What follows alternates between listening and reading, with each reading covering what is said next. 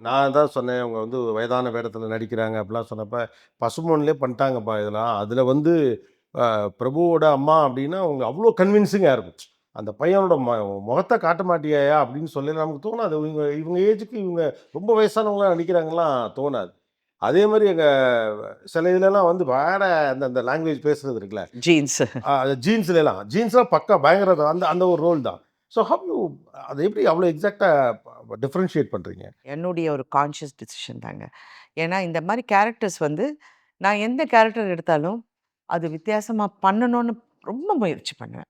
Directors கூட பேசுவேன். இல்ல சார் இந்த டயலாக் நம்ம இப்படி நான் இப்படி இருக்கேன், அப்படி இருக்கேன்னு. அ எனக்கு அதில புடிச்சது வந்து தாஜ்மஹால்ல வந்து டைரக்டர் படத்தில ம். என்ன வந்து இல்ல என் பையன் நடிக்கிறான். நீ ம். எப்படியாவது ஒரு கேரக்டர் பண்ணணும்னு அப்ப நான் லண்டன் போறேன் ஒரு ஷூட்டிங்க்காக. அ அப்ப அவரு எங்கேயோ கர்நாடகால பாதாமில ஷூட்டிங். அங்க வந்துட்டு எனக்காக ஒரு 3 நாள் பண்ணிட்டு போ அப்டின்னாரு. அங்க போனா ஒரு ஆல்கஹாலிக் லேடி.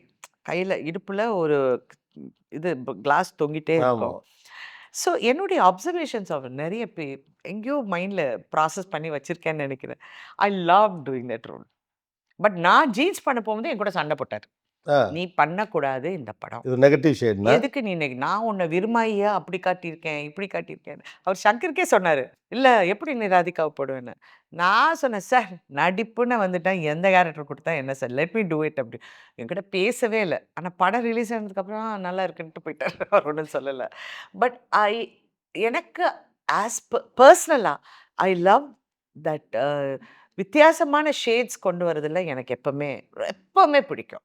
ஒரு பாக்ஸ்குள்ள சிக்கிக்க கூடாதுங்கறதுல ஐ கான்ஷியஸா இருப்பீங்க. Never believe that. I don't want to be no, aunty. I don't want to be there. நான் நடிக்க வந்தப்ப, அப்ப டாப் ஹீரோயின்ஸ் வந்து சுஜாதா, ஸ்ரீபிரியா, ஸ்ரீதேவி இவங்கலாம் இருந்தாங்க.